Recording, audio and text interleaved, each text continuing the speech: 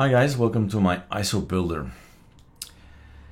I just visited Facebook and responded to somebody saying, hey, glad there's new ISOs, soon we'll have this 2107 version and I can't wait. I never get it, and I of course do get it, but there is no wait involved. In Arch Linux you can build the ISOs now. And that's what this video is all about. You can build the ISOs yourself. Since this is the second take, the end result is already here on my machine. The Arch Linux D is already built. So retake basically. So what did I do? I told in previous video that look, go to the archlinuxb.com. That's where you build your ISO. If I can build it, why can't you build it? Right? It's just going to build your own ISO, choose your desktop. In this case, you went all the way down and we went to look at the Arch Linux D version.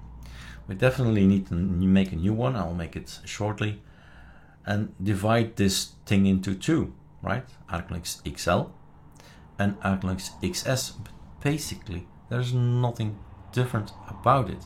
It's exactly doing exactly the same thing. That everything up here is all the same thing. It's just copy paste. What have I done? Of what should you do? Git clone, Control C. Every single time you'll see it's the same approach, the same way of working. You go to your desktop, right mouse click, open terminal, Control Shift V.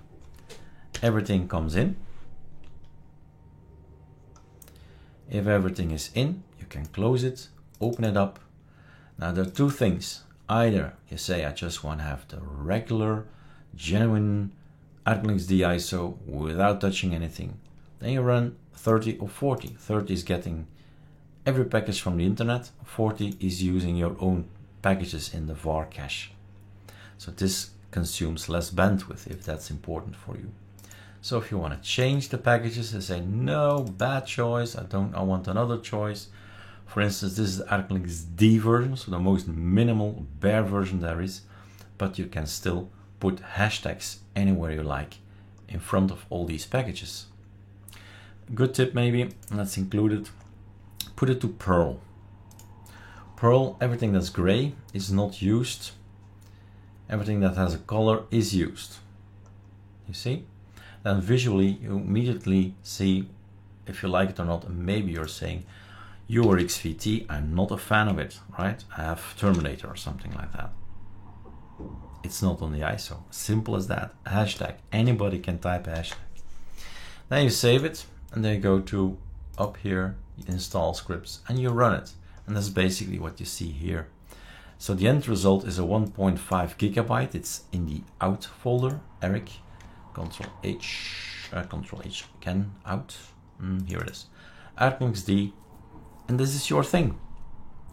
Did you wait for the release date? No. Is it smart to ask, hey Eric, can I build? Yeah, just ask, say okay, go ahead, right? But it's simple as that. Just building it is just a click away, a few things away. It's not that complex. And then the other question will come, can we build it on Manjaro? No, you cannot. Can you build it on Arch Linux? Yes. Can you build it on Arch Linux? Yes. Can you build it on Endeavour OS? Yes. Reborn OS? Yes. Garuda Linux? Yes. Anything basically attached to the Arch Linux servers will be okay.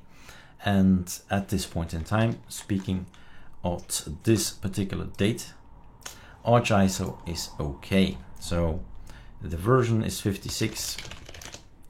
And all is good, basically. Okay, so today we will build with this version.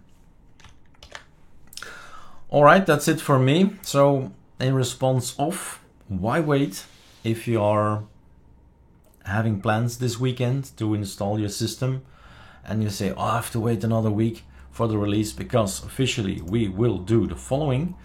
Saturday we'll probably put everything on AAG so the world can test in this week, and around the 9th or the 10th it's gonna be the release date, and then it goes officially to SourceForge and all the rest. All the torrents need to be made, etc, etc. All right, have fun building. Cheers.